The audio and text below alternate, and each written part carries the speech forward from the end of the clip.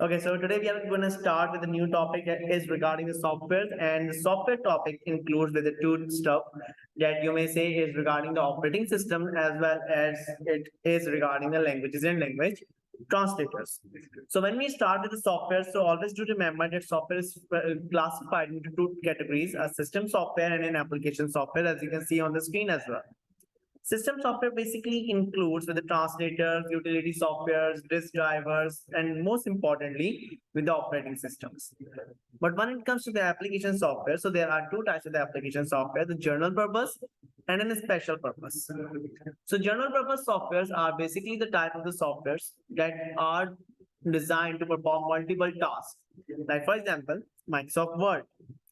You may note down you may create a document over there, you may put up the charts over there, you may put up the graphs over there, and all the things. But when it comes to the special type of the software, so these are the type of the softwares that are basically designed to perform a particular task. Like for example, if you're playing a Subway Surfer, so Subway Surfer you can play only that game onto that, nothing else apart from that. But when it comes to the system software, so these are the softwares or these are the things that are basically helping the operating system to run or basically managing different type of the softwares to run the system. That includes the translators. We will be dealing with the translation in detail. Utility software, like for example, how you need to, like for example, task managers is the best example for the utility softwares, that how you need to utilize your stuff and all. And finally, it comes with the operating system. So when it comes to the operating system, so operating system is a type of a software or system software that is acting as a bridge between the hardware and a software. That means it is actually working as the bridge, or it is actually working to start up the or to have an end-to-end communication between a hardware and a software. If there is no OS, obviously we cannot have a communication between a hardware and a software. Now, when it comes to the types of the software, you may say the examples of the software. So we do have Windows, we do have iOS, that is most commonly found in your Apple devices. Then we do have Androids, Linux, Penguin, Unix, Fedora, Ubuntu, and DOS. Okay. Now, what are those? Like you may have heard about the Windows, iOS, Android, DOS, and DOS, I think so. But might be you haven't heard about the Linux, Penguin, Unix, Fedora, Ubuntu, and all. Now, what's the difference between these two things?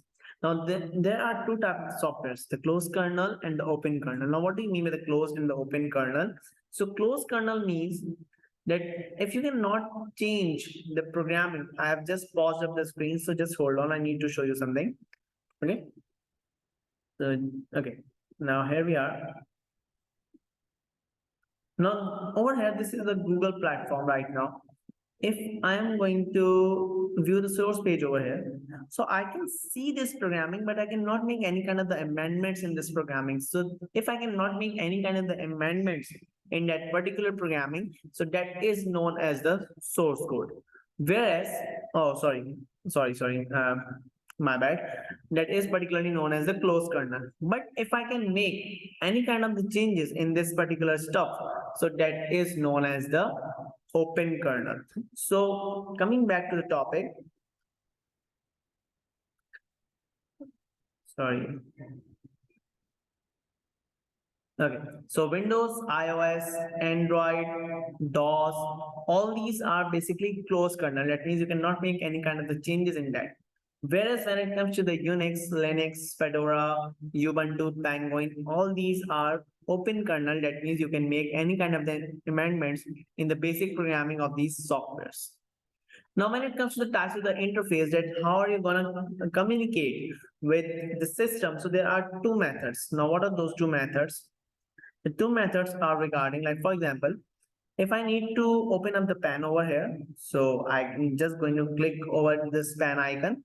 So if I'm utilizing the icons over here or the graphics over here, and I'm just tapping over that or clicking over that, and I'm utilizing that particular stuff, so that is known as the graphical user interface GUI. Obviously, this GUI is going to take a more space as compared to the other stuff. That's user friendly as well. Okay. But when it comes to the CLI, so CLI is a command line interface. You particularly need to perform or you need to enter the command. Like for example, if you can see the screen, can you see the command window over here? Yes. Okay, so I'm just writing up the command over here that is regarding. Okay, now you can see, I think so I will be getting a timeout over here. Yeah, the reason behind it because this 192.168.0.1 is an IP regarding the testing IP for the TP link. TP link is a router over here in Pakistan.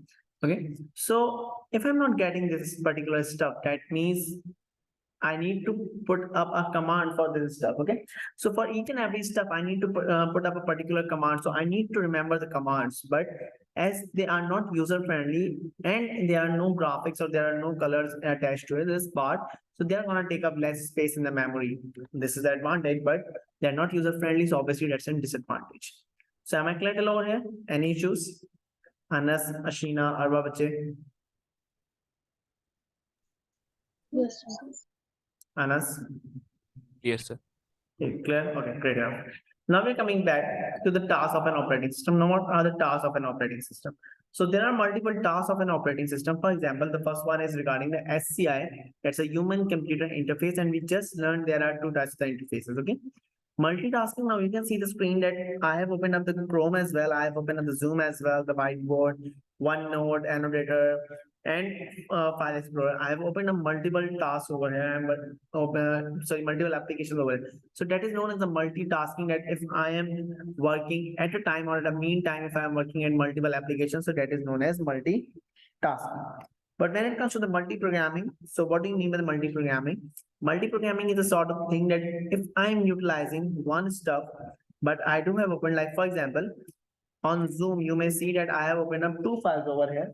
So that is known as, just hold on.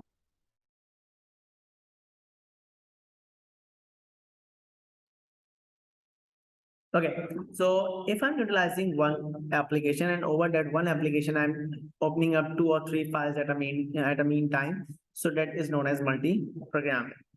Error handling, if we are finding any kind of the runtime error, so that is also the responsibility of a system, or you may say of an operating system, to handle that particular error. Coming towards the interrupt handling. Now, what do you mean by the interrupt over here? So I do have written over here that it's a special type of a signal that is generated by an hardware or an application software or by the system software as well.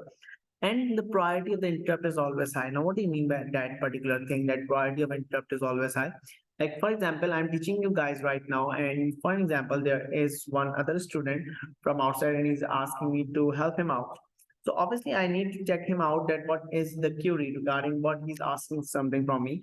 So I will be asking you guys to just please hold down, that like just I did meanwhile ago. Okay.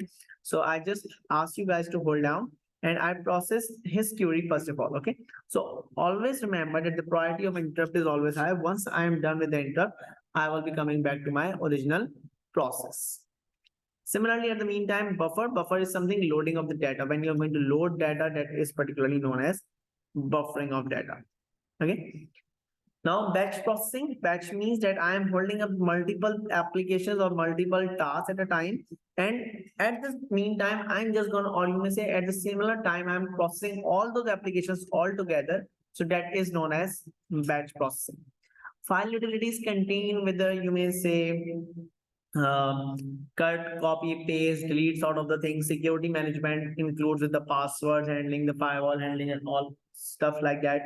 Similarly, when it comes to the user management, so you might have seen that there are 2 or 3 users at the meantime, so we can utilize those users on the similar, you may say on the similar application or similar operating system. One more is there memory management. Memory management is something that how you are going to utilize your primary memory or how you're going to utilize your secondary memory. So that is also the task of an operating system. So am I clear over here or are there any issues here? Clear, sir. Yes, sir. Anas, is it clear to you? So can you repeat the last part? Regarding the memory management, right? Yes. Okay, memory management, as I told you, let me show you as well, so that it would be quite easier for you to get it. Okay, so now process. Okay, you may see that there are multiple applications right now that are being utilized, and the memory that are being utilized by Google Chrome is 112.6 MBs, and then by the Microsoft Whiteboard, it's 86.1 MBs. The highest is being utilized by the Zoom, that is 243.8 MBs. Okay, so that is basically the task of an operating system, that how much memory, what type of the application is being processing, or how much it is utilizing. So that particular thing is known as the memory management. Is that clear now? Yes. Okay, great enough. Now let me show the thing from the book as well, so that you guys can be clear about that. Okay, the good part is that that's the same topic with the same wordings, same graphs, all the things are same for your O levels as well as for your AS level, even though the name of the topic is also same, softwares. Okay, now when it comes to the types of the softwares, so we do have different types of software as we just discussed right now. Now, what the new thing is over here, what you need to do? You basically need to learn these things: general features of the system software, general features of the application software. Now, there is nothing new in this thing. We have already discussed this thing within the lecture. Now, there are the applications, or you may say the examples given of an application software, similarly with the application of the system softwares. Sorry, the example of the system software. Utility softwares. Okay, now there are two things that I haven't told you about: the heuristic checking, the false positive, and the quarantine. This I will be explaining you guys when it comes with the security and ethics topic. I will be explaining you over there. With Arva and Ashina, I think so I have explained this thing to you guys. Have I? Or you have done with me in the security part or not? You haven't explained it. Yeah. No, sir. Okay. So I will be explaining that again, no issues. Okay. Now moving ahead, the backup softwares and all. What you need to basically do over here, you basically need to learn, or you may say study few of the things. Now these were the tasks that were of an operating system that I just told you guys over here. Okay. Now what you need to do over here, you basically need to learn the features. This is the, okay, you need to learn this table as well. That's the difference between a command line interface and a graphical user interface, the advantages and the disadvantages. You need to have a view of this because they may be asked in your papers. Now, when it comes to the memory management, so there are few of the functions, or you may say few of the features given over here for each of the tasks, like for example, for the memory management, for the security management, and all these sort of the things for the hardware management, on all these sort of the things. So you guys need to have an idea about this thing because it may be asked in your paper, either for your AS level or either for your O levels. It may be asked in your paper that what were the features or what are the features of that particular stuff. So you guys need to have an idea about that particular thing so that you can note that down. Is that clear? Yes, sir. Anas and Ashina Vita. Yes. Sir. Okay, so now we need to start with the second phase of this topic. Now, what's the second phase of this topic?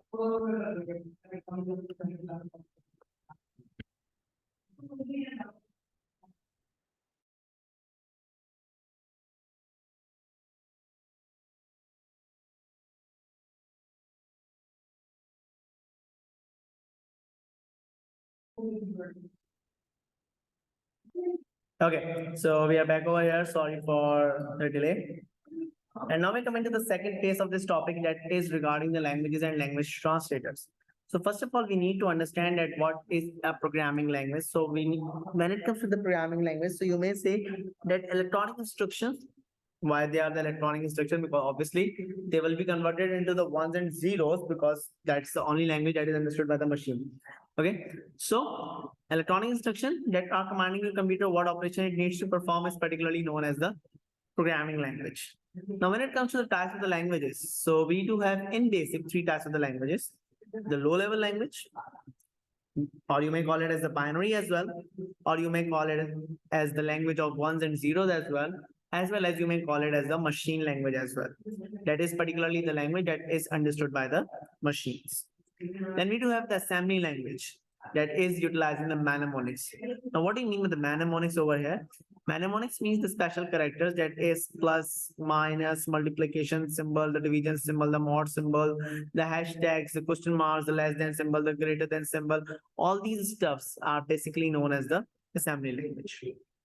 They are basically utilized to program a processor. Okay. Then we do have a high level language. Now that is a particular language that is understood by the humans. Now, when we further classify a high level language, so that high level language is basically classified into further two categories. That is a very high level language, and that is a natural language. Now, what are the differences between a high level language, a very high level, and a natural language?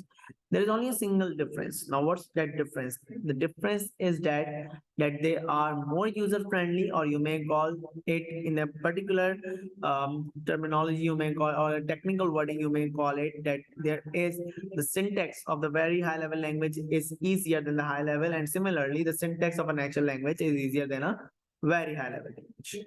Now, what do you have an idea about the terminology syntax? Syntax is something that way of writing a particular thing. Way of writing a program or way of writing a particular thing is known as the syntax. And if you are going to commit any kind of the error when it comes to writing of the particular program or particular thing, so that is known as the syntax error. Now coming towards the next part, that is the language translators. Now what are the language translators? Obviously we cannot get the binary language, and the system cannot get the high level language. So there should be something that should work as a bridge, or that should help us out to communicate with each other. So these are known as the language translators. Now these are the types of utility software once again, because they are helping you out to run your system. But what type of the utility software? They are basically converting a high level language into the machine understandable language. And similarly, or on the contrary, they are converting a low level language or a machine language to the high level language back again. Now, when it comes to the types of the translators, so we do have three different types of the translators: compilers, interpreters, and assemblers. Now, what is a compiler? Compiler is something whole program at once. Why I've written over here whole program at once? They will be basically utilizing, or they will be checking out the entire program at once, and they will be informing you about all the things in detail, that you have committed a mistake over here, then over here, then over here, then over here, and so on. But when it comes to the interpreter, so interpreter is working line by line, or you may just write it down instruction by instruction or statement by statement in any format. So that is particularly known as the interpreters. Now, how are they working?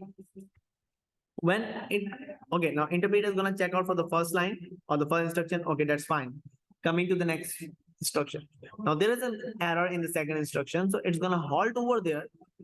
It will be asking you to correct that particular error. Once you have corrected that error, it will be going back to the initial stage, and then again starting with the initial state. Okay, now statement number 1 is fine, great enough.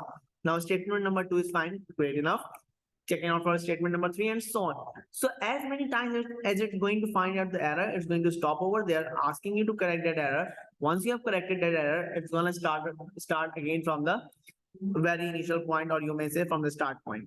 The reason is, once you are going to correct that error, it may have not affected the previous program. So that's the reason it's starting again and again. And finally, we do have the assemblers that are converting assembly language into the low level language according to the book. But what I have written over here, executes.exe files. Exe files are basically known as the executable files. Both statements are fine. The reason is, exe files are basically written in an assembly language. That is the reason that you may write convert assembly language into the low level language, or vice versa, or you may write it down that executes.exe files. Am I clear till over here? Any issues still here? Clear, sir. Yeah. Okay. And Ashina beta? Yes, sir. Okay, great enough. Now, object code. Now, what is the object code? Always do remember that when it comes to the source code, so source code is something that the program that you are writing in a high level language, that means a human understandable language. So it is particularly known as the source code. Whereas when it comes to the object code, so object code is a type of a program that is written in a low level language. So anything that is written in a low level language, that is known as the object code, whereas anything written in a high level language is known as the source code.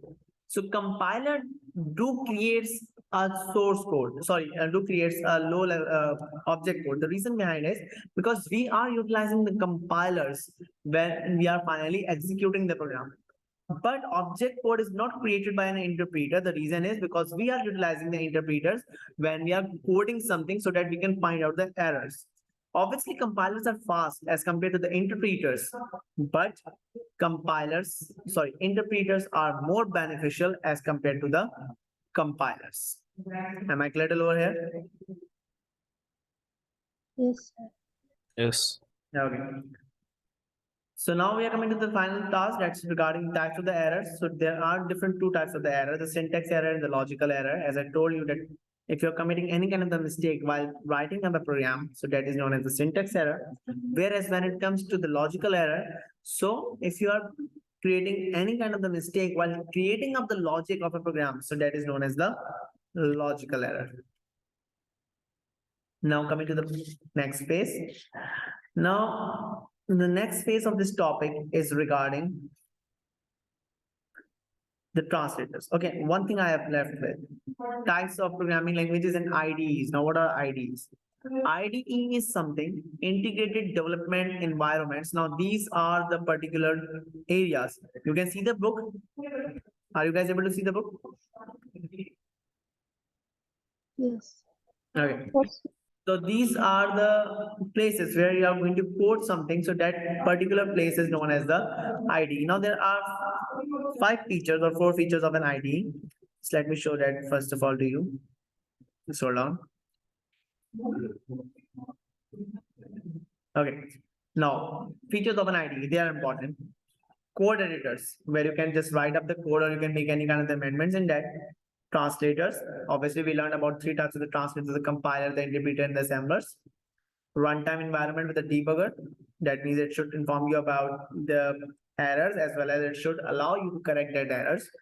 Error diagnostic, auto completion, auto correction, and finally auto documenter, that means it should give you the indentation, क्या चीज आगे होनी चाहिए, क्या चीज पीछे होनी चाहिए, and finally pre-typing. Now, what do you mean with the pre-typing? Pre-typing means, if you can see it over here, so this is known as the indentation. That module is at the back, then sub is a bit forward, then console is again a bit forward, and it's changing the colors as well. So that is basically known as the pretty editing. Oh, sorry, pre-typing, printing. Okay, now whatever we have learned about the translators, the compilers, interpreters, and assemblers, this table 4.3 is basically the summary of all those stuff. If you're going to learn about this or you are just clearing your concept from this table, that means you have learned the entire topic of compilers, interpreters, and assemblers. That means the entire topic of the translators. There are a few of the advantages and disadvantages as well. So for the O-level students, it is quite beneficial to have the concept about these stuff. But for AS student, for honest for you, you may say that you need to know about them. It may be asked in a particular scenario-based question, not directly. Okay. Similarly, when it comes over here, so we do have the advantage and disadvantage of the high and the low level languages as well. Again, you need to have the concept about that. At least you should know the two points for each if they ask in any format. So you may note it down or you may write it down over there. Okay. So that was all for this topic, and that is the end of the software topic. Any queries if you need to ask, so you are free to ask.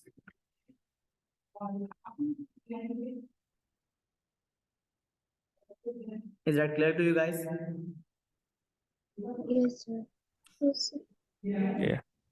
Okay, so that's all for today, and tomorrow we do have a class as well, and most probably we will be having an extra class on Friday as well. So I will be informing you about the timings as well. Okay, thank you so much, guys. Allah Hafiz. Allah Hafiz.